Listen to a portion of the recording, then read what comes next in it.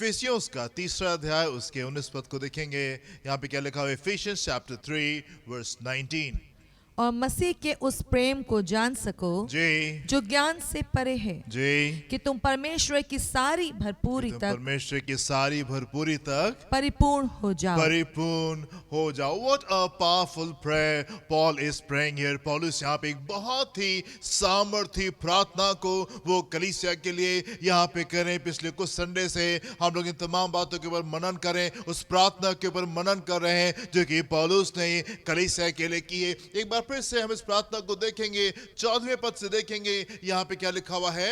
मैं इसी कारण जी उस पिता के सामने घुटने टेकता हूँ यस कि वो अपनी महिमा के धन के अनुसार कि वो अपनी महिमा के धन के अनुसार तुम्हें ये दान दे, तुम्हें ये दान दे कि तुम उसके आत्मा से जी अपने भीतरी मनुष्यत्व में सामर्थ पाकर बलवंत होते जाओ। सामर्थ पा करके बलवंत होते जाओ। Strong on the inside. जी आगे।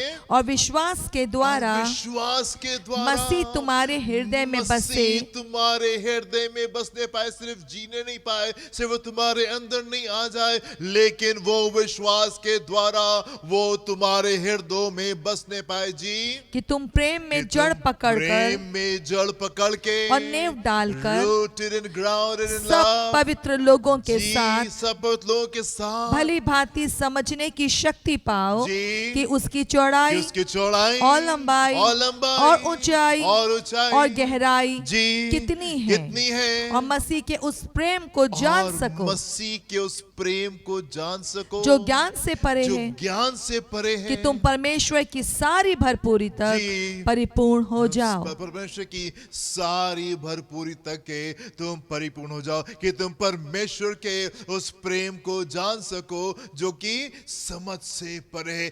ऐसी मोहब्बत, मैंने आपको पहले ही बताया, मैं एक बात को जो कभी समझ नहीं पाया, और वो ये कि कैसे कोई किसी से इतनी मोहब्बत रख सकता है। परमेश्वर के प्रेम को हमने देखा जब वो स्वर्ग को छोड़ के धरती के पर आ गया। परमेश्वर के प्रेम को हमने देखा जबकि संसार में लोग उसका ठट्टा कर रहे थे, उसका मजाक कर रहे थे। परमेश्वर प्रभु यीशु मसीह के प्रेम को हमने देखा जब वो क्रूस के ऊपर लटका था, उस दर्द में, उस पेन में, जबकि कई लोग के ऊपर लटका था, सर के ऊपर कांटों का ताज था, उस दर्द में वो खड़े होकर कहता है, पिता इन्हें क्षमा कर क्योंकि ये नहीं जानते कि ये क्या करते। हमने परमेश्वर की इस मोहब्बत को देखा, एंड इट अमेजेस अस, और ये हमको हैरान करती है कि कैसे कोई किसी से इतनी मोहब्बत रख सकता है। पर मेरे प्रियो, मैं आपसे कहना चाहता हूं, हमने उसके सबूत को देखा है। We have seen the proof. हमने उसके सबूत को देखा है कि वो हमसे कितनी मोहब्बत रखता है। आसमान को छोड़ करके धरती के ऊपर आ गया, समझ से परे बातें, क्रूस के ऊपर लटक गया, 6 घंटे तक के वो क्रूस के ऊपर लटका हुआ था। समझ से बाहर ये बातें, और क्रूस के ऊपर लटक करके उसने अपनी जान को दिया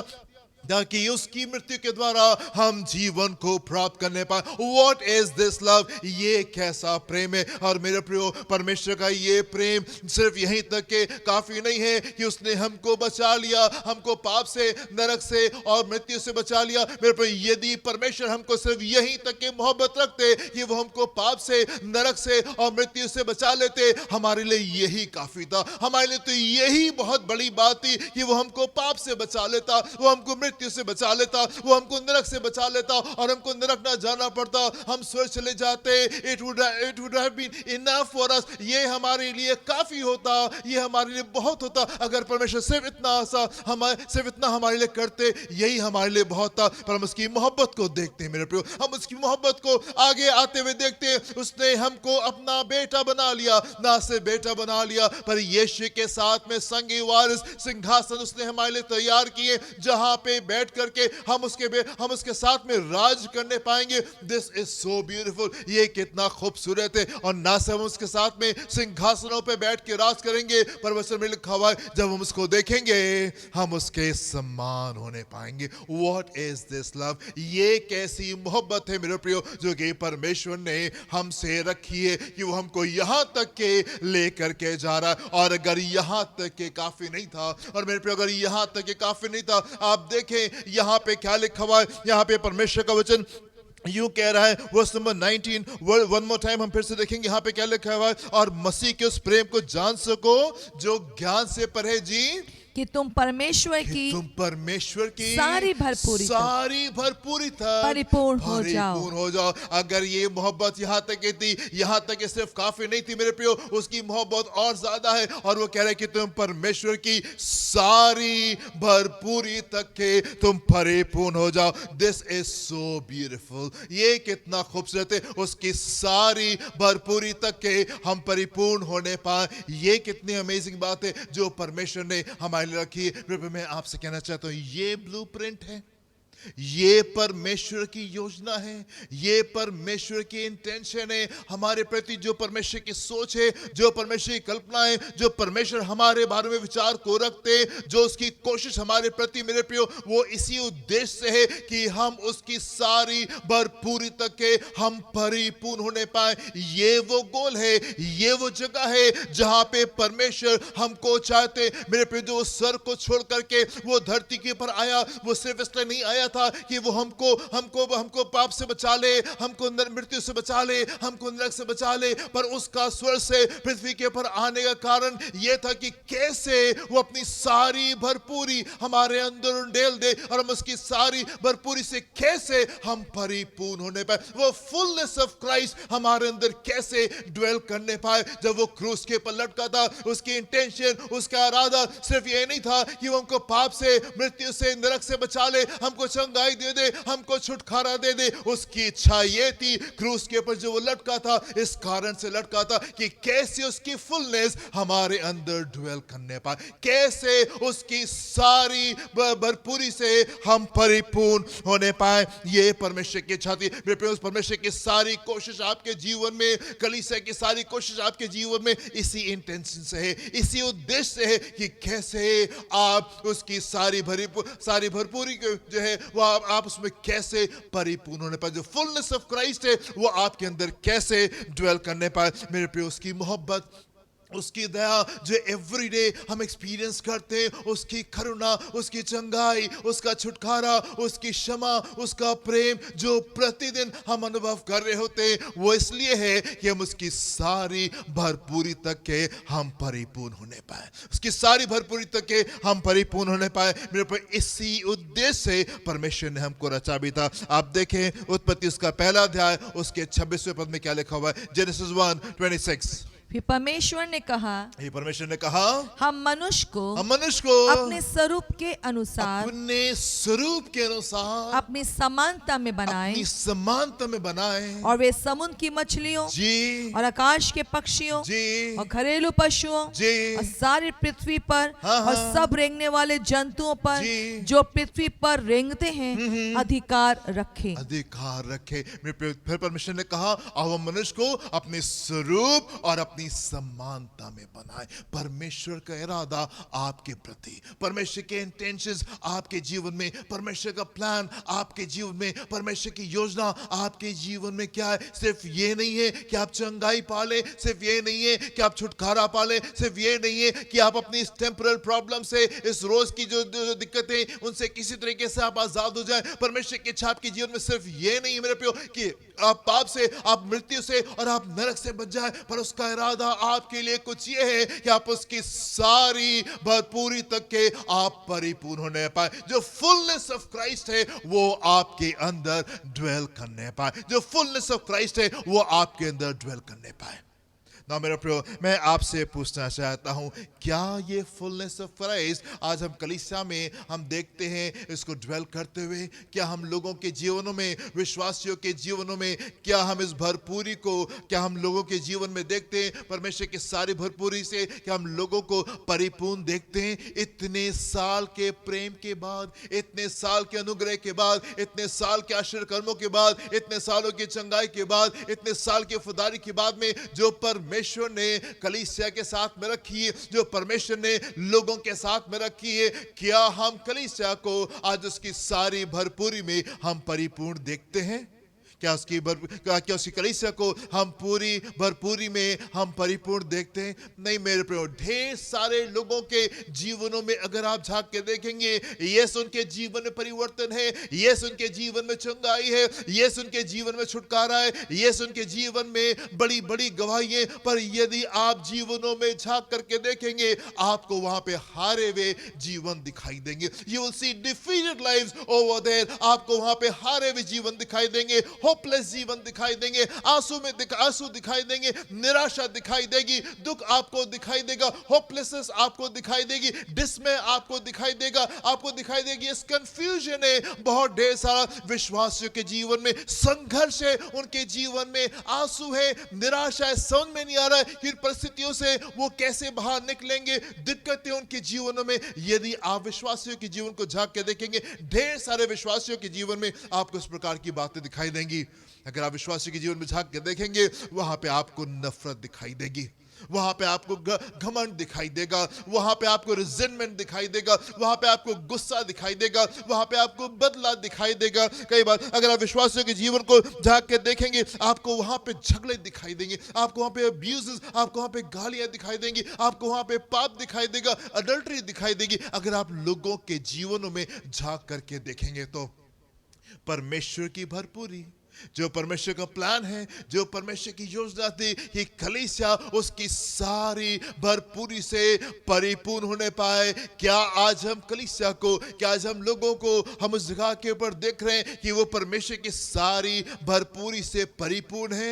नहीं मेरे प्रिय, इतने सालों के अनुग्रह के बाद में, इतने सालों की वफादारी के बाद में जो परमेश्वर ने उनसे रखी, इतने सालों के प्रेम के बाद में, इतने सालों की क्षमा के बाद में, इतने सालों की दया और कृपा के बाद में, हम विश्वासियों को उस जगह के ऊपर नहीं पाते जिस जगह के ऊपर उनको होना चाहिए था। एंड ये परमेश्वर के वायदे से हम उनको दूर पाते हैं। ऐसा क्यों? ऐसा क्यों? क्यों हम लूत को इस प्रकार से पाते? इतने साल की आशीष के बाद में, इतने साल के बड़े आशीर्वाद कर्मों के बाद में, इतने साल के चमत्कारों के बाद में, क्यों कर लूत जो है वो मुड़ करके और वह सदोम की ओर चला जाता है? इसलिए मेरे प्रियो, इसलिए क्योंकि कई बार हम आशीषों से ज्यादा प्रेम करते हैं, और आशीषों के दाता यीशु से हम इतना प्रेम नहीं करते। कई बार जब परमेश्वर के साथ में हम उसके पीछे चलते हैं और उसके पास में हम आते हैं, अपनी प्रार्थनाओं के साथ में आते हैं, हम उससे प्रार्थना करते हैं, परमेश्वर हमारे जीवन में छुटकारे को लेके आते हैं, बड़े आश्चर्य कर्मों को लेके आते हैं, बड़ी परिवर्तन को लेके आ जाते हैं। एंड फिर क्या होता है? हम उन बातों में मगन हो जाते हैं, हम उन गिफ्ट्स में जो परमेश्वर की तरफ से हमको मिलती है, उन तोहफों की तरफ से, उन तोहफों की वजह से जो हमको जीवन में मिले होते, हम उसमें बिजी हो जाते, हम उन गिफ्ट्स में बिजी हो जाते, और हम इस गिवर को भूल जाते। वो आशीष है जो परमेश्वर ने हमारे जीवन में डेली, हम उसमें मगन हो जाते, उनको देखने लगते, और उसी में अब हमारा समय बीतने लगता है, और हम परमेश्वर को हम कई बार हम भूल जाते हैं। आप देखिए मेरे साथ में गलातियों और उसका 5वां अध्याय उसके 7वें पद को देखें, क्या लिखा है? गलातियंस चैप्टर 5 वर्स 7। तुम तो भली भांति दौड़ रहे थे, तुम तो भली भांति दौड़ रहे थे, अब किसने तुम्हें, अब किसने तुमको रोक दिया कि सत्य को न मानो? कि सत्य को न मानो। तुम तो भली भांति दौड़ रहे थे, अब किसने तुमको रोक दिया? उन आशीषों ने, उन आशीषों ने जो चमत्कार परमेश्वर ने हमारे जीवन में किए, हमने प्रार्थना की, प्रभु ने प्रार्थना को सुन के उत्तर दे दिया। अब हम उन आशीषों में हम इतने मगन हो गए कि अब हमारे पास में परमेश्वर के लिए ही समय नहीं है। तुम तो भली भांति दौड़ रहे थे, फिर तुमको किसने रोक दिया?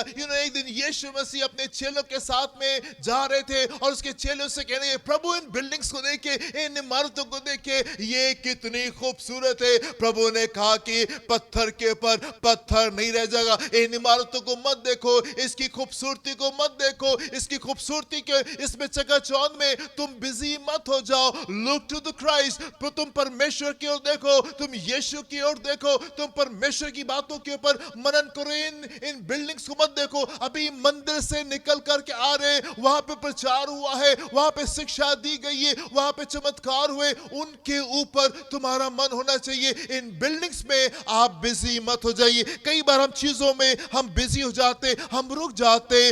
अभी मंदिर से बाहर निकल रहे हैं, ढेर सारी आशीषों को देखा है, ढेर सारे चमत्कारों को देखा है, लेकिन उसके बाद में आगे बढ़ के बिल्डिंग्स को देखने लगे, wow this is so beautiful, ये कितना खूबसूरत है, और हम चलते चलते हम ठहर जाते और बस वहीं से दिक्कत जो है वो शुरू हो जाती है। दाऊद एक बहुत अच्छी दौड़ को दौड़ रहा था, एक बहुत अच्छी दौड़ को दौड़ रहा था, और क्या हुआ, एक पॉइंट आता है कि वो आकर के रुक जाता है। जिस समय राजा लोग युद्ध करने को जाते थे, दाऊद जो है वो घर में रुक जाता है और वो विश्राम करने लगता है। और एक दिन जब वो छत के ऊपर जा करके वो घूम रहा था, फिर क्या होता है, पाप वहां पे द्वार के पीछे छुपा बैठा था और उसने दाऊद को अपने कब्जे में ले लिया। जिस समय दाऊद रुक गया, एक अच्छी दौड़ को दौड़ रहा था, एक अच्छी चाल को चल रहा था, पर उन आशीषों में, वो छुटकारे में, उन बड़े परिवर्तन में जो परमेश्वर उसके जीवन में लेके आ गए, ही वो रिलैक्स करने लगा, वो ठहर गया वहां पे आकर के और उन चीजों में मगन हो गया। एंड देन उसी समय हम देखते हैं पाप जो है वो उसके पर हावी हो जाता है। आकान जो था वो उस ग्रुप में था जिनके बीच में परमेश्वर ने बहुत बड़े चमत्कार को किया था, एक बहुत बड़े छुटकारे को परमेश्वर इस्राएलियों के लिए लेकर के आए थे। वो शहर जो कि अजय समझा जाता था, वो शहर जिसको कोई हरा नहीं पाता था, परमेश्वर ने उस शहर की दीवारें जो थी वो गिरा दी थी और यरीहो के पर एक बहुत बड़ी विजय जो थी परमेश्वर ने इस्राएलियों को दिलाई थी। और जब आकान अंदर की ओर जाता है, शहर में जाता है, कुछ चीजों को देखता है, कुछ चीजों को देखता है और उन चीजों में वो वहीं पे मगन हो जाता है, वहीं पे रुक जाता है। कुछ चीजें उस अच्छी दौड़ को वहीं पे आकर के रोक देती है और उन चीजों को उठा करके छुपा करके अपने कैंप में ले जाता है, और एक बड़ा हानि उसके जीवन में आने पाती, एक बड़ी हानि उसके जीवन में आने पाती। एक अच्छी दौड़ को आकान दौड़ रहा था, लेकिन कुछ चीजों को देख करके वो वहां पे रुक गया और कुछ चीजों को देख करके वहां ठहर गया और दिक्कत उसके जीवन में आ गई। हम समसून के जीवन में देखते हैं, मेरे प्रिय, परमेश्वर ने कितना सामर्थ्य से उसको भरा था, कितना सामर्थ्य जन था। परमेश्वर अपने न्याय को लेकर के आ रहे थे उस जगह के ऊपर, इस्राएल में परमेश्वर जो थे बड़े छुटकारे को रिलीज कर रहे थे उसके द्वारा, लेकिन उसने अपने अभिषेक के साथ में खिलवाड़ किया और कुछ चीजों में उसका मन जो था लग गया, कुछ चीजों में उसका मन लग गया। वैसे में ऐसा लिखा हुआ है कि वो एक स्त्री से प्रेम में वो आ गया, उसका नाम जलेला था, जिसको संसार की तरीके से देखा जाता है। संसार से प्रेम करने लगा, उन चीजों से प्रेम करने लगा जिनसे उसको नहीं करना चाहिए था। एक अच्छी दौड़ को दौड़ रहा था और एक अच्छी दौड़ को दौड़ते दौड़ते वो वहां पे आकर के रुक जाता है, उस जगह के ऊपर आकर के रुक जाता है। जलेला तो उसके साथ में छल कर रही थी, पर ये उस बात को समझ ही नहीं पाया। और हम देखते हैं क्या होता है इसके जीवन में, इसके आंखें निकाल दी जाती हैं, इसकी स्ट्रेंथ जो है वो चली गई, परमेश्वर इसको छोड़ करके चले जाते, इसकी आंखें निकाल दी गई। ये चक्की पीसता है, हाथों में बेड़ियां हैं, पैर में बेड़ियां हैं, और ये चक्की को ये पीसने लगता है। क्यों? एक अच्छी दौड़ को दौड़ रहा था, एक अच्छी दौड़ को दौड़ रहा था, पर वो छुटकारा जो परमेश्वर जीवन में लेके आए थे, वो सामर्थ जो परमेश्वर जीवन में लेके आए थे, उन बातों में मगन हो गए, उस तरफ मन लगाने लगे आकर के जहां पे मन नहीं लगाना चाहिए था। मेरे पे हमने पिछले साल मनन किया था याकूब के ऊपर कि कैसे याकूब जब लाबान के यहां से निकलता है और उसको बेथेल की ओर जाना था, शेकेम में आकर के रुक जाता है। कुछ चीजों को देखा, कुछ चीजें उसको पसंद आने लगी, कुछ चीजें उसको अच्छी लगने लगी। उसको शेकेम में नहीं रुकना था, उसको बेथेल तक के जाना था, परमेश्वर ने साफ तरीके से बताया था, लेकिन शेकेम में रुक गया। एक अच्छी दौड़ को दौड़ रहा था और दौड़ते दौड़ते वो वहां पे आकर के रुक जाता है। एक बड़ी गड़बड़ी को हम शेकेम में होते हुए देखते। कई बार वो छुटकारा जो परमेश्वर हमारे जीवन में लेके आते, कई बार वो आशीषें जो परमेश्वर हमको देते, हम उन बातों में हम इतने मगन हो जाते कि परमेश्वर के लिए हमारे पास में समय नहीं होता और उसकी तरफ हम ध्यान को नहीं लगा पाते, और हम देखते हैं कि बड़ी गड़बड़ी जो है वो हमारे जीवनों में आ जाती है। हम इसराइलियों को देखते हैं कि इसराइली जो थे वो मिस्र में पहुंचते हैंगे क्योंकि अकाल था कनान देश में, और जब वहां मिस्र में पहुंचते हैं यूसुफ वहां पे था उनकी देखभाल करने के लिए। जब ये वहां पे मिस्र पहुंचते हैं 2 साल का अकाल जो था वो हो चुका था, 5 साल का अकाल जो था वो बाकी था, पर ये लोग वहां पे 400 साल रुक जाते हैं। 400 साल के लिए ये वहां पे रुक जाते, ये वहां पे ठहर जाते। अकाल खत्म हो गया था 5 साल में, तो तुमको वापस चले जाना चाहिए था अपने घर, अपने शहर में तुमको वापस आना चाहिए था। परमेश्वर ने तो कनान देने को बोला था, तुमको कनान में वापस आना चाहिए था, पर मिस्र जो था वो पसंद आ गया था। मिस्र की चीजें जो थी वो पसंद आ गई थी। वहां पे यूसुफ था, एंड यूसुफ क्योंकि प्रधानमंत्री था, इसकी वजह से ढेर सारी आशीषें जो थी वो फ्लो कर रही थी, और मिस्र की चीजें उनको भाने लगी, उनको अच्छे लगने लगी। यहां तक कि जब याकूब चला गया, जब यूसुफ की भी मृत्यु हो जाती है, उसके बावजूद भी वो वहीं पे ठहरे रहते हैं, वहीं पे टिके रहते, और हम देखते हैं एक बड़ी गड़बड़ी वहां पे आने पाती है। तुम तो एक अच्छी दौड़ को दौड़ रहे थे। हम देखेंगे इसके गलातियंस चैप्टर 5 वर्सेस 7 to 9 को देखेंगे। यहां पे क्या लिखा हुआ है? तुम तो भली भांति दौड़ रहे थे, भली भांति दौड़ रहे थे, अब किसने तुम्हें रोक दिया किसने तुमको रोक दिया कि सत्य को ना मानो? कि सत्य को ना मानो। तुम तो अच्छी दौड़ को दौड़ लेते। दाऊद तुम तो एक अच्छी दौड़ को दौड़ लेते। समसून तुम तो एक अच्छी दौड़ को दौड़ लेते। अकान तुम तो एक अच्छी दौड़ को दौड़ लेते। इस्राएलियों तुम तो एक अच्छी दौड़ को दौड़ लेते। फिर किसने तुमको रोक दिया? Who stopped you? किसने तुमको रोक दिया? ऐसी सीख तुम्हारे बुलाने वाले की ओर से नहीं, तुम्हारे बुलाने वाले की ओर से नहीं। थोड़ा सा खमीर सारे गुंधे हुए आटे को खमीर कर डालता है। थोड़ा सा खमीर सारे गुंधे आटे को जो है वो खमीरा कर देता है। अच्छे से चल रहे थे, अच्छे से आगे बढ़ रहे थे, लेकिन क्या हुआ? आशीषों में मगन हो गए। जो चीजें परमेश्वर ने हमारे लिए कर दी, हम उसी में इतने बिजी हो गए कि हम आगे की ओर नहीं जा पा रहे। वो वायदे जो परमेश्वर ने किए थे, परमेश्वर की इच्छा, परमेश्वर की योजना तो हमारे जीवन के लिए ये है कि हम उसकी सारी भरपूरी से हम परिपूर्ण हो जाए। इतने बड़े वायदे उसने हमसे अपने वचन में किए, इतने बड़े प्लान्स उसके हमारे लिए है, पर उन तमाम चीजों के बावजूद, उस प्रेम के बावजूद, उस क्षमा के बावजूद, उस सामर्थ के बावजूद जो कि हमारे लिए उपलब्ध रहती है, वो परमेश्वर तैयार रहता है हमारे लिए प्रार्थना को सुन करके उत्तर देने के लिए। उसके स्वर्गदूत की रक्षा हमारे ऊपर रहती। उन तमाम चीजों के बावजूद जो परमेश्वर हमारे लिए करते हैं या करने के लिए तैयार रहते, हम देखते हैं हम उस जगह के ऊपर नहीं है जहां पे हमको होना चाहिए था। दुख है, आंसू है, संघर्ष है, निराशा है, पाप है, नफरत है, घृणा है, घमंड है। हम ढेर सारी बातों को आज विश्वासियों के जीवन में देख रहे, वो परिपूर्णता क्यों नहीं आ रही है जो होना चाहिए? क्यों? क्योंकि कई बार हम उन आशीषों में हम मगन हो जाते हैं जो परमेश्वर ने हमको दिए, और हम उस आशीष के दाता यीशु को हम भूल जाते हैं। हमने प्रार्थना की प्रभु नौकरी चाहिए, हमने प्रार्थना की प्रभु बिजनेस हमारा अच्छा होने पाए, कुछ बताइए हम किस बिजनेस को करें? प्रभु ने हमको नौकरी दी, प्रभु ने हमको बिजनेस दिया, और हम बिजनेस करने लगे, चीजें अच्छी होने लगी। नौकरी के लिए प्रार्थना की थी, जैसी नौकरी चाह रहे थे प्रभु ने हमको दे दी। अब उस नौकरी में बिजी हो गए, अब उस नौकरी में इतने बिजी है, उस जॉब में इतने बिजी है, उस बिजनेस में इतने बिजी हो गए कि अब परमेश्वर के लिए हमारे पास में समय नहीं है। डेली वचन नहीं पढ़ पा रहे, प्रार्थना नहीं कर पा रहे, कलीसिया में निकल करके नहीं आ पा रहे। वो समय जो हमको परमेश्वर को देना चाहिए हम नहीं दे पा रहे, क्योंकि हम उस गिफ्ट में बहुत बिजी हो गए हैं जो परमेश्वर ने हमको दी थी। प्रार्थना की प्रभु एक अच्छा जीवन साथी दे दीजिए, एक अच्छा पति दे दीजिए, एक अच्छी पत्नी दे दीजिए। एंड क्या हुआ? परमेश्वर ने दे दिया, अब हम उसी में मगन है, अब हम उसी में हम आकर के बिजी हो गए, परमेश्वर के लिए समय नहीं है। प्रार्थना की प्रभु एक बच्चा दे दिए, परमेश्वर ने बच्चे दे दिए, अब बच्चे को ही नहीं हार रहे, पूरे समय सारा समय हमारा बच्चों में ही जा रहा है, और हम भूल गए उस परमेश्वर को। समय नहीं हमारे पास में उन बच्चों उस परमेश्वर के लिए, क्योंकि हम बाकी की चीजों में हम बहुत ज्यादा बिजी है। घर के लिए प्रार्थना की, प्रभु ने घर दे दिया, अब पूरा कंसंट्रेशन जो वो घर में, वो कार में, वो मोटरसाइकिल में, वो खेत में, वो बाकी की चीजों में हम इतने बिजी हो गए हैं कि हम उस परमेश्वर को भूल गए।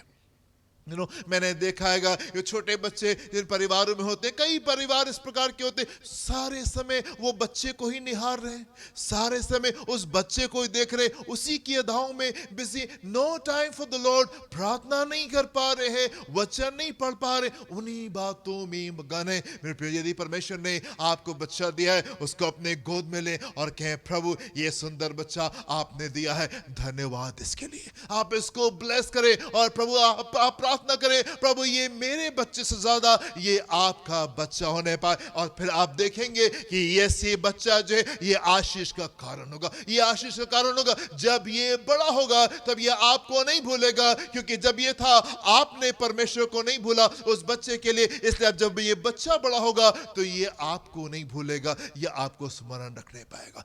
कई बार हम आशीषों में हम बहुत बिजी हो जाते हैं, हम उन आशीषों में बिजी हो जाते हैं। प्रार्थना की, प्रभु प्रमोशन दिला दीजिए, बिजनेस आगे बढ़ जाए, बिजनेस को हम एक्सपैंड कर ले, प्रमोशन हमको मिल जाए, ऊंची जगह के ऊपर हम पहुंच जाए। नई रिस्पॉन्सिबिलिटी आ गई है, नई जिम्मेदारी आ गई, अब हम और ज्यादा बिजी हो गए, और ज्यादा व्यस्त हो गए। भैया वो चर्च, वो बिजनेस जो है वो एक्सपैंड किया, बिल्कुल समय नहीं मिल पा रहा है, इसलिए चर्च नहीं आ पा रहे, बिल्कुल समय नहीं मिल पा रहा है, हम प्रार्थना भी नहीं कर पा रहे, बस चलते चलते हम किसी तरीके से बस परमेश्वर को याद कर ले रहे, उन गिफ्ट्स में हम बिजी हो गए, उन गिफ्ट्स में हम बिजी हो गए।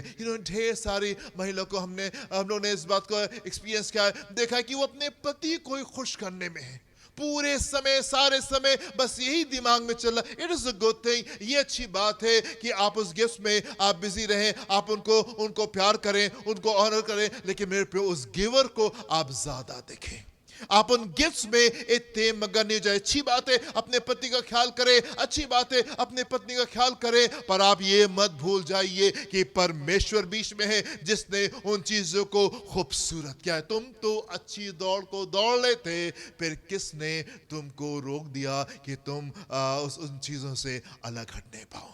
एक अच्छी दौड़ को दौड़ लेते, कई बार हम उन गिफ्ट्स में हम बिजी हो जाते हैं। ढेर सारे लोग जो हैं वो हम लोग से आके कहते हैं, हम दोनों पति पत्नी से अक्सर आके बोलते हैं कि नहीं हम आप लोग को बहुत एडमायर करते हैं एज अ कपल, बड़ा अच्छा लगता है आप लोग को देख करके, वो जो अंडरस्टैंडिंग आपके बीच में है वो बड़ी अच्छी है, जो कंपैटिबिलिटी है, जिस तरीके से आप लोग चीज़ों को करते हैं, साथ में चलते हैं, साथ में मिनिस्ट्री करते हैं, बहुत अच्छी अंडरस्टैंडिंग के साथ में आप चीज़ों को लेके चलते, वी एडमायर इट, हम इसको एडमायर करते, हम इसको देख करके बड़े अच्छा लगता है हमको कि wow this is so good, ये कितना अच्छा है। मेरे प्रिय, आपको मालूम ये ऐसा क्यों है? ये ऐसा इसलिए है क्योंकि ये हम गिफ्ट्स में हमको वो तोहफे जो परमेश्वर ने दिए हमको अच्छे लगे हैं, पर हमने परमेश्वर को ज्यादा अहमियत दी है।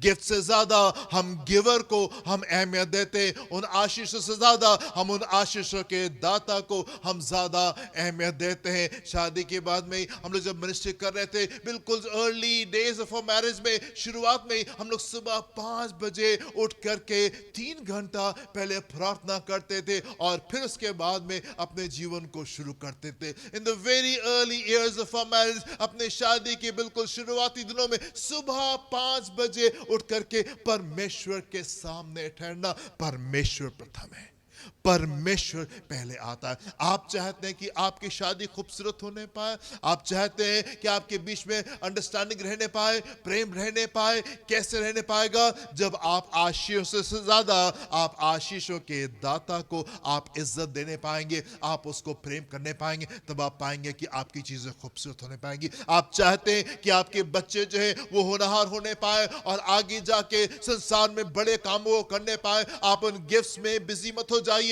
आप उन बच्चों में बिजी मत हो जाइए जो परमेश्वर ने आपको दिए। यस उनको देखें, यस उनकी सारी आवश्यकताओं को पूरी करें, यस उनके साथ में समय को बिताएं, पर जो कैसर का है वो कैसर को दें और जो खुदा का है वो आप खुदा को आप देना सीखें। वो समय जो परमेश्वर को बिलोंग करता है आप उसको देने पाए। इट इज गुड कि आप अपनी जॉब के प्रति ईमानदार हैं, अपनी जॉब को अच्छे से लेकर के चलते, बहुत अच्छी बात है। अपने बिजनेस के प्रति आप ईमानदार हैं और समय आप अपने बिजनेस पर देते, पर मैं आपसे कहना चाहता हूं उन गिफ्ट से ज्यादा आप गिवर के ऊपर ध्यान दें, उन तोहफों से ज्यादा आप परमेश्वर के ऊपर ध्यान दें और परमेश्वर को आप ऑनर करें। जब आप परमेश्वर को ऑनर करेंगे तब आप देखेंगे आपकी चीजें खूबसूरत होने पाएंगी।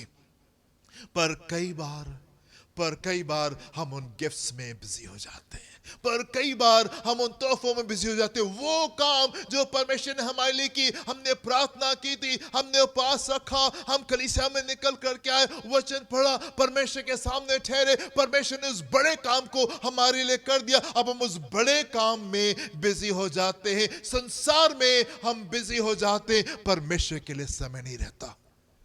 कैसे लूत ने उस मोड़ को ले लिया, कैसे सिदोम की ओर वो मुड़ गया। क्यों? क्योंकि परमेश्वर से ज्यादा संसार का प्रेम उसके हृदय में राज कर रहा था। परमेश्वर से ज्यादा संसार का प्रेम उसके हृदय में राज कर रहा था। याकूब उसका 4 अध्याय, और हम देखेंगे उसके पहले पद से 4 पद को देखेंगे क्या लिखा हुआ है। James chapter 4 versus 1 to 4। तुम में लड़ाइयाँ और झगड़े, तुम में लड़ाइयाँ और झगड़े लड़ाइयाँ और झगड़े कहाँ से आ गए? कहां से आ गए? परमेश्वर पूछ रहे हैं, ये लड़ाई कहां से आ गई? ये झगड़ा कहां से आ गया? ये घमंड कहां से आ गया? ये नफरत कहां से आ गई? ये चालाकी कहां से आ गई? ये व्यभिचार कहां से आ गया? ये गंदी बातें ये कहां से आ गई? मैंने तो तुमको धो के शुद्ध और पवित्र किया था, और मेरी इच्छा, मेरी योजना तो तुम्हारे जीवन में ये है कि तुम मेरी सारी भरपूरी तक के तुम परिपूर्ण होने पाओ। द फुलनेस ऑफ क्राइस्ट है वो तुम्हारे जीवन में ड्वेल करने पाए, तुम्हारे जीवन में राज करने पाए। ये झगड़े कहां से आ गए? वन मोर टाइम, क्या लिखा हुआ है यहाँ पे? तुम में लड़ाइयाँ और झगड़े कहां से आ गए? कहाँ से आ गए? क्या उन सुख विलासों से नहीं? क्या ये उन सुख विलासों से नहीं जो तुम्हारे अंगों में लड़ते भिड़ते हैं? जी, तुम लालसा रखते हो, तुम लालसा रखते और तुम्हें मिलता नहीं, और तुमको मिलता नहीं, इसलिए तुम हत्या करते हो, तुम डाह करते हो जी, और कुछ प्राप्त नहीं कर और पाते, कुछ प्राप्त नहीं कर पाते, तो तुम झगड़ते और लड़ते हो। जी, तुम्हें इसलिए नहीं मिलता कि मांगते नहीं, तुम मांगते हो और पाते नहीं, इसलिए कि बुरी इच्छा से मांगते हो, ताकि अपने भोग विलास में उड़ा दो, उड़ा दो। हे व्यभिचारिणियों, क्या तुम नहीं जानती कि संसार से मित्रता करनी परमेश्वर से बैर करना है? अतः जो कोई संसार का मित्र होना चाहता है वो अपने आप को परमेश्वर का बैरी बनाता है। Verse number 4 one more time, क्या लिखा है यहाँ पे? हे व्यभिचारिणियों, क्या तुम नहीं जानते कि संसार से मित्रता करनी परमेश्वर से बैर करना है? संसार से मित्रता जो है वो परमेश्वर से बैर है। जी आगे, अतः जो कोई संसार का मित्र होना चाहता है वो अपने आप को परमेश्वर का बैरी बनाता है। परमेश्वर का बैरी। कई बार हम संसार से बहुत प्रेम करते हैं, मिस्र से तो हम बाहर आ जाते हैं, पर मिस्र हमारे जीवन से बाहर नहीं आता। परमेश्वर ने तो हमारे लिए इंतजाम करके यूसुफ को भेज दिया वहां पे, और यूसुफ जो मिस्र में प्रधानमंत्री बन गया, और अभी हम वहां पे हमको पहुंचा दिया गया ताकि हमारी आवश्यकताएं पूरी हो जाए। पर हम भूल गए कि हम कहां के थे और हमको कहां पे वापस जाना है। हम भूल गए कि ये वतन हमारा नहीं है, हम यहाँ पे इसलिए नहीं है कि हम यहाँ पे बस जाए और हम यहीं पे आके रहने लगे। हमें तो वापस जाना है, ये तो हम भूल ही गए, और हम यहीं पे मिस्र में आकर के टिक गए, और ये जो है ये दिक्कत का कारण होता है। क्या लिखा हुआ है? क्या तुम नहीं जानते कि संसार से प्रेम जो है वो परमेश्वर से बैर रखना है। अगर आप संसार से प्रेम कर रहे हैं, सो क्या कर रहे हैं? आप परमेश्वर से आप वैर रख रहे हैं। कई बार संसार से हम बहुत प्रेम करने लग जाते हैं, उन आशीषों से बहुत प्रेम करने लग जाते हैं जो प्रभु ने दी। सारी प्रार्थनाएं हमारी इसी संसार की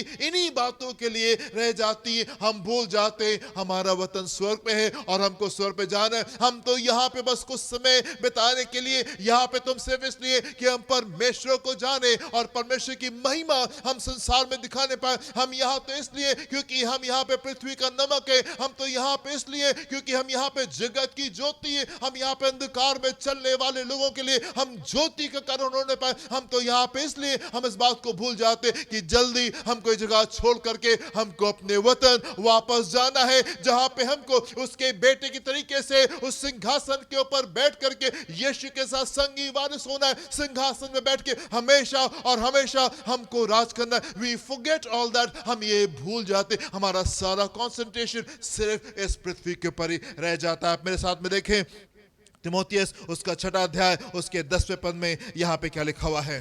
पहला तिमोथियस उसका 6 अध्याय उसका 10वां पद। जी, क्योंकि रुपए का लोभ सब प्रकार की बुराइयों की जड़ है, बुराइयों का जड़ है, जिसे प्राप्त करने का प्रयत्न करते हुए बहुतों ने विश्वास से भटक कर अपने आप को नाना प्रकार के दुखों से छलनी बना लिया है। जी जी, यहाँ पे लिखा है रुपए पैसे की मोहब्बत सारी प्रकार की बुराइयों की जड़ है। ढेर सारे विश्वासियों के आप जीवन को आप देखेंगे, पैसा पैसा पैसा बहुत जरूरी है, पैसा बहुत जरूरी है, पैसा बहुत जरूरी है। मेरे पैसा बहुत जरूरी नहीं, यीशु बहुत जरूरी है। वचन में लिखा हुआ है, नबी यीशु मसीह ने कहा पहले तुम परमेश्वर और उसके राज की खोज करो, फिर ये सारी चीजें तुमको यूं ही मिल जाएंगी। पैसा आवश्यक नहीं है, यीशु आवश्यक है। यदि यीशु को आप पकड़ के रखेंगे, परमेश्वर आपकी सारी आवश्यकताओं को वो पूरी करेंगे। पैसे के पीछे नहीं भागना है, पैसे के पीछे नहीं भागना है। क्या लिखा है? वन मोर टाइम, नंबर 10 में क्या लिखा हुआ है? रुपए का लोभ जी सब प्रकार की बुराइयों की जड़ है, जिसे प्राप्त करने का प्रयत्न करते हुए बहुतों ने विश्वास से भटक कर अपने आप को नाना प्रकार के दुखों से छलनी बना लिया है। जिसको प्राप्त करने की फिराक में बस कैसे हम धन को प्राप्त कर ले, वो विश्वास से भटक करके अलग क्यों निकल गए और उन्होंने अपने जीवन को नाना प्रकार के दुखों से उन्होंने अपने आप को छलनी कर लिया। क्यों? क्योंकि संसार से मित्रता है, पैसा चाहिए, परमेश्वर को भूल गए। कई बार गिफ्ट्स में हम बहुत बिजी हो जाते हैं और हम गिवर को हम भूल जाते हैं। मत्ती उसका 6 अध्याय उसके 24वें पद में देखें, मास्टर जीसस यीशु यहाँ पे क्या कह रहे हैं? जी, मत्ती 6 उसका 24वां पद। कोई मनुष्य दो स्वामियों की सेवा नहीं कर सकता। दो स्वामियों की सेवा नहीं कर सकता क्योंकि वो एक से बैर और दूसरे से प्रेम रखेगा या एक से मिला रहेगा और दूसरे को तुच्छ जानेगा। तुम परमेश्वर और धन दोनों की सेवा नहीं कर सकते। दोनों की सेवा नहीं कर सकते। संसार की सेवा और परमेश्वर की सेवा आप एक साथ नहीं कर सकते। परमेश्वर साफ तरीके से करें। यदि संसार से प्रेम करेंगे तो परमेश्वर से नफरत करेंगे, और यदि परमेश्वर से प्रेम करेंगे तो आप संसार से आप नफरत करने पाएंगे। संसार की इन पाप की चीजों से आप नफरत करने पाएंगे। फिर कई बार जो हमारे जीवन में दिक्कत आती है वो इसलिए आती है क्योंकि हम गिफ्ट्स में बिजी हो जाते हैं। हम गिफ्ट्स में बिजी हो जाते, हम उन चीजों में हम बिजी हो गए जो परमेश्वर ने हमको दिया। कान उस ग्रुप का हिस्सा था जिसके बीच में परमेश्वर ने बड़े काम को किया, पर जब वो यरीहो में जाता है कुछ चीजें देख लेता है, एक अच्छी दौड़ को दौड़ रहा था, पर उन चीजों को देख करके वो वहीं रुक जाता है और उन चीजों को समेट करके अपने पास में रख लेता है। यानी एक बड़ा न्याय उसके जीवन में निकल करके आने पाता है। कई बार हम उस गिवर से ज्यादा, देने वाले से ज्यादा हम उन आशीषों को हम अहमियत देना शुरू कर देते हैं। शैतान का जो युक्ति, शैतान के प्लान्स आपके लिए आपको मालूम क्या है? शैतान की पहली कोशिश आपके जीवन में ये होती कैसे वो आपको कलीसिया से बाहर निकाले, कैसे वो आपको कलीसिया से बाहर निकाले। एंड यदि इस कोशिश में वो फेल हो जाता है तो दूसरी कोशिश जो आपके अगेंस्ट में करता है, और वो ये करता है कि कैसे आपको कलीसिया में रहते हुए वो इनइफेक्टिव बना दे, वो बिल्कुल बेकार बना दे, आपको पंचर कर दे कि आप कलीसिया में तो है पर परमेश्वर से कोई रिश्ता नहीं है। कलीसिया में तो है पर परमेश्वर के साथ में समय नहीं बिता पा रहे, वचन नहीं पढ़ पा रहे, परमेश्वर को समय नहीं दे पा रहे। कलीसिया में रहने के बावजूद भी टोटली इनइफेक्टिव जीवन ये शैतान हमारे साथ में कर देता है। यदि वो कलीसिया से आपको बाहर नहीं निकाल पाएगा, वो आपको वहां पे इनइफेक्टिव कर देगा। कैसे? उन आशीषों में बिजी करके, उन आशीषों में बिजी करके जो परमेश्वर ने आपको दी, वो चीजें जो परमेश्वर ने आपके लिए किए, वो काम जो परमेश्वर ने आपके लिए किए, उसमें शैतान हमको बिजी कर देता है और हम भूल जाते हैं कि हम यहाँ पे से नहीं है कि हम यहाँ पे ठहर जाए। हम तो यहाँ पे बस थोड़े समय के लिए है कि यहाँ पे अपना समय बिता करके हम जल्दी से अपने वतन स्वर्ग में हम वापस जाएंगे और वहां पे हमेशा हमेशा और हमेशा और हमेशा उसके साथ में हम वहां पे राज करने पाएंगे संसार में आकर के, इसकी चीजों को देख करके हम यहीं पर ही आकर के बिजी हो गए। परमेश्वर के प्लान, परमेश्वर की इच्छा, परमेश्वर की योजना हमारे लिए यह है कि हम उसकी सारी भरपूरी तक के हम परिपूर्ण होने पाए, सारी भरपूरी तक के हम परिपूर्ण होने पाए। मेरे प्रियो, मैं आपसे कहना चाहता हूं, कई बार जिस मार्ग से परमेश्वर हमको लेकर के चल रहे होते हैं वो इसलिए होता है ताकि परमेश्वर अपने प्लान्स को हमारे जीवन में पूरा करने पाए। कई बार जब उस मार्ग से चल रहे होते हैं परमेश्वर के साथ में, हमें समझ में नहीं आता प्रभु ये क्या हो रहा है, ये हमारे जीवन में क्या हो रहा है, ये ऐसा क्यों है। कई बार ढेर सारे प्रश्न जो होते हैं वो हमारे जीवन में होते हैं, एंड ये सारे प्रश्न आपके जीवन में इसलिए परमेश्वर आपको इस मार्ग से इसलिए लेकर के जा रहे हैं ताकि वो योजना जो उसने आपके लिए बनाई है उनको वो पूरी करने पाए। परमेश्वर की योजना ये कि आप उसकी पहचान में आकर के खड़े होने पाए। परमेश्वर की योजना ये कि आप इस संसार में उसकी सारी भरपूरी से आप परिपूर्ण जीवन को आप बिताने पाए। कई बार इसीलिए परमेश्वर का मार्ग जो होता है वो उस प्रकार का होता है। आप परमेश्वर के वचन में जाके परमेश्वर के लोगों को देखें, आप अब्राहम के जीवन को देखें, आप मूसा के जीवन को देखें, आप दाऊद के जीवन को देखें, आप डैनियल के जीवन को देखें, आप यूसुफ के जीवन को देखें। बहुत उतार चढ़ाव का जीवन रहा, बहुत ढेर सारी चीजें उनके जीवन में होने पाई, बहुत से संघर्ष थे, बहुत ढेर सारी चीजें उनके जीवन में हो रही थी। उस मार्ग से परमेश्वर उनको इसलिए लेकर के गए क्योंकि परमेश्वर उनको निखार रहा था, परमेश्वर उनको बना रहा था, उस जगह के पर लेके आ रहा था जहां पे वो चाहता था कि वो लोग होने पाए। अब्राहम को 25 साल लगे परमेश्वर से आशीष लेने के लिए। परमेश्वर ने 25 साल के बाद में उसको बेटा दिए। इस 25 साल के दौर में बहुत सी उतार चढ़ाव उसके जीवन में आए, लेकिन चीजें आगे बढ़ती गई, आगे बढ़ती गई, आगे बढ़ती गई। ये वाला काम उसके जीवन में नहीं हो रहा था। एंड ग्रेजुअली आप उसके कैरेक्टर को देखें, परमेश्वर ने किस प्रकार से उसके चरित्र को जो है वो बदल दिया, किस प्रकार से उसका चरित्र बदल दिया। जो कुछ परमेश्वर से कह रहे थे वो करने को तैयार था, जो कुछ परमेश्वर से कह रहे थे उसका पूरा भरोसा था, पूरा विश्वास था, उन कामों को वो करने के लिए वहां पे तैयार था। परमेश्वर ने उससे कहा, जब परमेश्वर ने उससे कहा अपने बेटे को जा करके कुर्बान कर दो, जब परमेश्वर ने उससे कहा अपने बेटे इसाक को जा करके तुम कुर्बान कर दो, अब्राहम ने बहुत जोर से कहा, अब्राहम ने बहुत जोर से कहा, परमेश्वर मैं अपने बेटे से बहुत प्रेम करता हूं, मैं अपने बेटे से बहुत प्रेम करता हूं, लेकिन आपसे मैं उससे भी ज्यादा प्रेम करता हूं,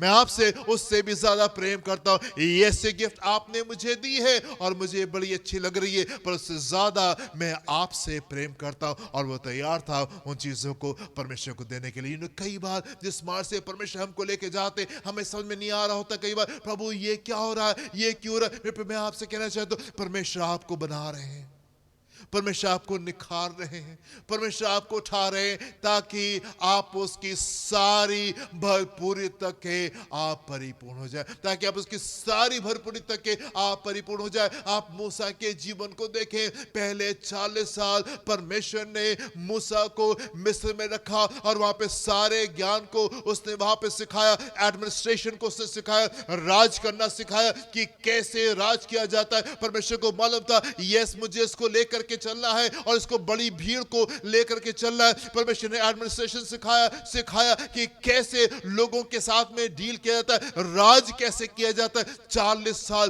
परमेश्वर ने उसको इस बात का ज्ञान दिया। उसके बाद में अगले 40 साल के लिए परमेश्वर उसको जंगल में लेके चले गए, जंगल में लेके चले गए और वहां पर उसको सिखा रहे थे नहीं, मुझ पर निर्भर होना जरूरी है, मुझ पर निर्भर होना जरूरी है। परमेश्वर ने उसको सिखाया कि ना तो बल से और ना शक्ति से पर मेरी आत्मा के द्वारा। यस, पहले 40 साल तुमने सीखा, ज्ञान को सीखा कैसे लोगों को लेके चलते, पर ये संसार ज्ञान सिर्फ काफी नहीं है, इसके अलावा तुमको एक और ज्ञान की आवश्यकता है और वो ये कि मनुष्य सिर्फ रोटी ही से नहीं लेकिन हर उस वचन से जो परमेश्वर के मुंह से निकलता है वो जीवित रहेगा। ये ज्ञान तुमको हासिल करना जरूरी है। एंड फॉर अनदर 40 years परमेश्वर उसको जंगल में लेके चले। 40 साल कुछ नहीं बदला, पर एक बात जो बदली और वो ये कि उसका चरित्र बदल रहा था और वो सीख रहा था परमेश्वर के ऊपर डिपेंड होना, परमेश्वर के ऊपर निर्भर होना।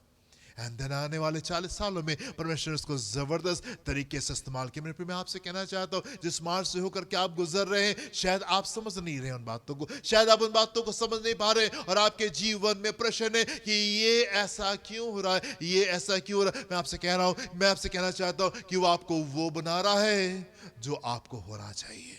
वो आपको वो बना रहा है जो आपको होना चाहिए, और वो आपको धीमे धीमे करके उस जगह के ऊपर लेकर के जा रहा है जहां पे आप उसकी सारी भरपूरी से आप परिपूर्ण होने पाए, जहां पे फुलनेस ऑफ क्राइस्ट जो है वो आपके जीवन में ड्वेल करने पाए। आपकी दिशा शायद कुछ और हो सकती है, परमेश्वर की दिशा ये। आप हो सकता है कि उन गिफ्ट्स में बिजी हो जाए, आप हो सकता है संसार की बातें आपको बहुत अच्छी लग रही हो, शरीर की अभिलाषा, आंखों की अभिलाषा और जीविका का घमंड जो शायद आपको बड़ा पसंद आ रहा, वो बातें जो आप देख रहे, प्रभु ये चाहिए, प्रभु वो चाहिए, मेरा घर ऐसा होने पाए, मेरी गाड़ी ऐसी होने पाए, मेरा मोबाइल ऐसे होने पाए, मेरी चीजें ऐसी होने पाए, मेरे दोस्त ऐसे होने पाए। आप ढेर सारी चीजों के ऊपर आप शायद कंसंट्रेट करो, परमेश्वर का कंसंट्रेशन आपके जीवन में, परमेश्वर की इच्छा आपके जीवन में ये है कि कैसे आप उसकी सारी भरपूरी तक के पहुंचने पाए। संसारिकता की बातें नहीं, ये जगह ऐसे नहीं है कि हम यहाँ पे आकर के बस जाए और यहाँ पे आके ठहर जाए और यहाँ पे आके रुक जाए। Oh Lord, this is so beautiful. प्रभु इन इमारतों को देखे, ये कितनी खूबसूरत है, ये कितनी अच्छी है। इन इमारतों को मत देखो, क्योंकि पत्थर के ऊपर पत्थर नहीं रह जाएगा। अभी मंदिर से आ रहे हैं, अभी शिक्षा दी गई है, अभी छुटकारा मिला है, अभी चमत्कार आया है। परमेश्वर की ओर देखो, परमेश्वर की ओर देखो। ये बातें तो टेम्परल है, ये बातें तो हाल की है, एंड जल्दी ये खत्म हो जाएंगी। उन बातों के ऊपर ध्यान लगाओ जो कि हमेशा की है और हमेशा वो टिकी रहेंगी। आप मेरे साथ में एक पद को देखें, याकूब उसका पहला अध्याय उसके चौथे पद को देखेंगे, उसके दूसरे पद से चौथे पद को देखेंगे। यहाँ पे क्या लिखा हुआ है? James chapter 1 versus 2 to 4। हे मेरे भाइयों, जब तुम नाना प्रकार की परीक्षाओं में पढ़ो, नाना प्रकार की परीक्षाओं में पढ़ो, तो इसको पूरे आनंद की बात समझो जी, ये जानकर कि तुम्हारे विश्वास के जी परखे जाने से धीरज उत्पन्न होता है। पर धीरज को अपना पूरा काम करने दो कि तुम पूरे और सिद्ध हो जाओ, और तुम में किसी बात की घटी ना रहे, ताकि तुम पूरे हो जाओ और तुम सिद्ध हो जाओ और तुम्हें किसी बात की घटी ना रहे। जिस मार्ग से परमेश्वर आपको लेकर के चल रहे, जिस मार्ग से परमेश्वर आपको लेके चल रहे, यदि आपके जीवन में प्रश्न है, यदि आपके पास में उन सवालों का उत्तर नहीं है, यदि जो कुछ लोग अगर आपसे कुछ आपके सवाल पूछ रहे हैं और आपके पास में उसका उत्तर नहीं है, आप ये कहें नहीं, परमेश्वर मुझे इस मार्ग से इसलिए लेके जा रहे हैं ताकि मैं सिद्ध हो जाऊं, मैं कंप्लीट हो जाऊं और मुझे मेरे अंदर किसी बात की घटी ना रहने पाए। इस मार्ग से परमेश्वर मुझे इसलिए लेके जा रहे हैं। यदि आपको मार्ग समझ में नहीं आ रहा, आप कहें प्रभु मुझे इस मार्ग से इसलिए लेके जा रहे हैं ताकि उसकी सारी भरपूरी तक के मैं परिपूर्ण होने पाऊं, सारी भरपूरी तक के मैं परिपूर्ण होने पाऊं। आमीन। अंत में एक और चीज, और वो ये कि क्यों परमेश्वर चाहता है, क्यों परमेश्वर चाहता है कि हम उसकी सारी भरपूरी तक के परिपूर्ण होने पाऊं, परिपूर्ण हो जाए। क्यों? Why does you want us to be, कि उसकी जो फुलनेस ऑफ क्राइस्ट है वो हमारे अंदर ड्वेल करने पाए। क्यों परमेश्वर ऐसा चाहते हैं? हम परमेश्वर के वचन में देखते हैं, परमेश्वर के लोग को देखते हैं, हम उनको एडमायर करते हैं, हमें बड़े अच्छे लगते हैं। हम दाऊद को देखते हैं, उसका जीवन बड़ा अच्छा लगता है और हमारा मन करता है वाह परमेश्वर, काश कि मेरा भी जीवन दाऊद के तरीके से होता। जब हम अब्राहम के जीवन को देखते हैं, हमें लगता है प्रभु ये कितना खूबसूरत जीवन है, काश कि मैं भी आपके लिए ऐसे जी पाता, काश कि हम भी इस प्रकार की चीज़ों कर पाते। हम डैनियल को देखते हैं, हम सुलेमान को देखते हैं, हम यशायाह को देखते हैं, हम एलिया को देखते हैं, हम पौलुस को देखते हैं, हम पतरस को देखते हैं। परमेश्वर के वचन में हम ढेर सारे कैरेक्टर्स को देखते हैं और हमें लगता है वाह Lord this is so good, ये कितने अच्छे कैरेक्टर हैं, काश कि हम इस रोल को प्ले करें, काश कि हम इस प्रकार के होने पाते और हम इन जीवनों को जीने पाते। फिर मैं आपसे कहना चाहता हूं, परमेश्वर ये नहीं चाहता कि आप अब्राहम होने पाए, परमेश्वर ये नहीं चाहता कि आप डैनियल होने पाए, परमेश्वर ये नहीं चाहता कि आप दाऊद होने पाए, परमेश्वर नहीं चाहता कि आप पतरस और पौलुस होने पाए। परमेश्वर चाहता है कि आप उसके समान होने पाए। आप उसके समान होने पाए। और इसीलिए वो चाहता है कि उसकी सारी भरपूरी आपके अंदर वास करने पाए। पिता चाहता है कि उसका बेटा उसकी तरीके से दिखने पाए और उसकी तरीके से चलने पाए और उसकी तरीके से पवित्र होने पाए और उसकी तरीके से वो ज्ञान से परिपूर्ण होने पाए और उसकी तरीके से वो प्रेम में जड़ पकड़े रहे और नींव डाले रहे और उसकी तरीके से वो स्थिरता के जीवन को बिताने पाए और उसकी तरीके से परमेश्वर की सारी बातों में परिपूर्ण वो दिखाई देने पाए। ये पिता की इच्छा आपके लिए है। हालेलुया। और मसीह के उस प्रेम को जान सको जो ज्ञान से परे है, और मसीह के उस प्रेम को जान सको जो ज्ञान से परे है, कि तुम परमेश्वर की सारी भरपूरी तक परिपूर्ण हो जाओ। हालेलुया। परमेश्वर की इच्छा आपके जीवन में यह है कि आप उसकी सारी भरपूरी तक के आप परिपूर्ण हो जाएं। मेरे प्रिय, उन गिफ्ट्स में आप बिजी मत हो जाइए, उन तोहफों में आप बिजी मत हो जाइए, आप रुक मत जाएं, क्योंकि ये वतन हमारा नहीं है, हमको यहाँ पे नहीं रहना है, हम तो कहीं और को बिलोंग करते हैं, हम तो कहीं और को बिलोंग करते हैं। एंड एक दिन परमेश्वर आएंगे और हमको अपने साथ में ले जाएंगे, ताकि जहाँ पे वो है हम उसके साथ में हमेशा हमेशा हमेशा रहने पाए। आप यहाँ पे रुक मत जाएं, आप यहाँ पे ठहर मत जाएं। प्रभु आपको आशीष दें। अपनी आंखों को बंद करेंगे, हम प्रार्थना करेंगे। हालेलुया। धन्यवाद देना चाहते पिता परमेश्वर आपके प्रेम के लिए, आपकी दया के लिए, आपके अनुग्रह के लिए, आपकी कृपा के लिए, आपके खूबसूरत बातों के लिए, आपके खूबसूरत वायदों के लिए। प्रभु इस प्रेम के लिए, इन बातों के लिए जो कि हमारे समझ से बाहर है, जो कि हमारी समझ से बाहर है। पिता परमेश्वर, कोई किसी से इतनी मोहब्बत कैसे रख सकता है? कैसे परमेश्वर आप हमसे इतनी मोहब्बत रख सकते हैं? एंड क्यों कर आप हमसे इतनी मोहब्बत करते हैं? पिता परमेश्वर, ये बातें हमारी समझ से बाहर है।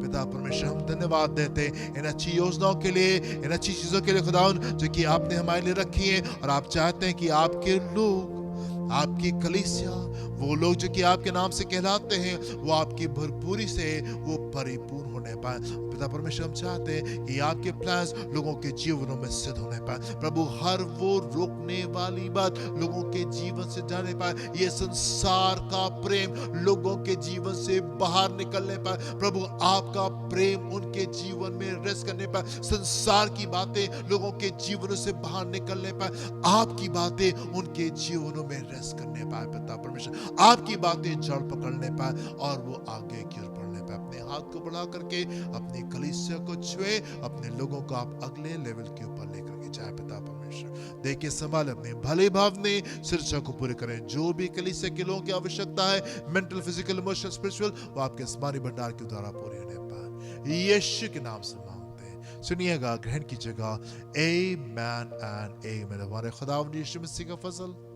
खुदा बाप की मोहब्बत, पाक रूह की रिफाकत, शराकत में सहरे के साथ में अब से लेके हमेशा तक होती रहे। Amen and amen. Hallelujah. God bless you my dear friends. प्रभु आपको आशीष दें। जय मसीह की।